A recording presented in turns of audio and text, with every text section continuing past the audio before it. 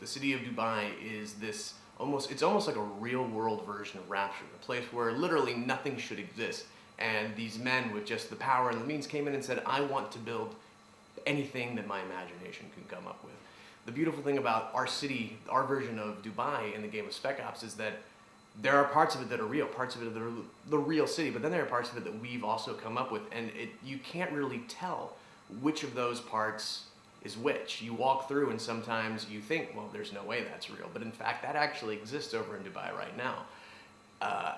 As this kind of living, breathing, but also dying city in Spec Ops, because it's been reclaimed by the desert, the group of Walker and his squad, Adams and Lugo, are moving through this city that's speaking to the past of what it was, but also to the juxtaposition of what is all of this luxury and overindulgence that has now become completely useless to the inhabitants of the city now that it's cut off from the rest of the world. What's happened in Spec Ops at the beginning of the game is that the city of Dubai has come under a stream of continuous monstrous sandstorms, much like the Dirty 30s in the United States, when the middle of America was just constantly ravaged for a decade by sandstorms that destroyed the landscape. At the time when the sandstorms first started, Colonel John Conrad and the 33rd Infantry, who were coming out of Afghanistan, volunteered themselves to help with the evacuation of the city. The only way to get everyone out that was still there was to do a massive caravan. However, as they were getting the people out, the biggest sandstorm of all hit the city and all communications were lost. A permanent storm system settled over the city so that where you couldn't see it from outside of the storm, and the UAE named the city a no man's land in hopes of stopping any kind of looting. However, that's about 6 months prior to when the game has started. 2 weeks prior, the Department of Defense picks up a mysterious radio signal that has somehow made its way outside of the storm wall, and it sounds like it's Colonel John Conrad calling for help.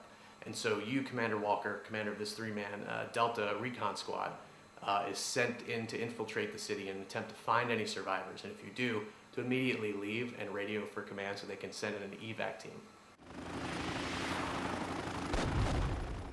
Well, Heart of Darkness was certainly a very strong influence on the game when we were originally coming up with the concept, and it's very obvious in the setup that the similarities were there, that the inspiration came from there. You have Colonel Conrad, this military man who has vanished into this kind of ruined wilderness of the desert that also happens to be inside a former metropolis, and this man, Captain Walker, who was sent and attempting to find him. However, as you get your hands on the game and you start to get through the world, you see very clearly that the two stories very quickly diverge from each other. Whereas Heart of Darkness was a story about learning more and more about Kurtz, Spec Ops: The Line is a story about learning about Captain Walker and the two men in his squad, Lieutenant Adams and Sergeant Lugo.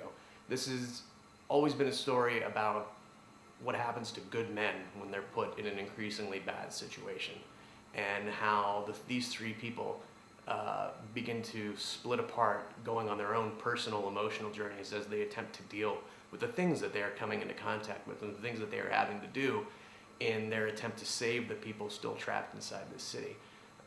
There have been a lot more inspirations. Mine just personally includes the film Jacob's Ladder, the film Spider by David Cronenberg, many other films along those lines. I mean, everyone on the team has been inspired by all of their things that they have personally brought into the project. These moral decisions, they grow organically out of the moment, out of the narrative situation that the player finds himself in. If anything, it's more like a moral tableau. You have something that sometimes is playing out before you, and you're able to study it for a bit, maybe think, well, these are the different choices that I have, because we're not going to tell you all the time what the choices are that you have. And also maybe think, well, what are the consequences going to be? Because the consequences aren't going to be, well, if I make this choice, I get a better gun, or I make this choice and hey, I get some faction points. The consequences are entirely inside of you. Some of them will branch into the game, some of them will just branch inside the situation itself, but mainly, we wanted you to have to see the consequences of your action within the world and simply have to live with it, much like the choices that you make in your day-to-day life. Now, not all of the choices are set up like that. Some of them come at you very fast, very quickly, maybe in the middle of combat. You might not even know that it's a choice that's been set up in front of you until you react, and a split second later you realize, oh no, I've done something. but the choice is already over. You've already made that action, and now you have to move on, and you have to live with it, just like the characters in the game would have to, and just like you would have to in real life.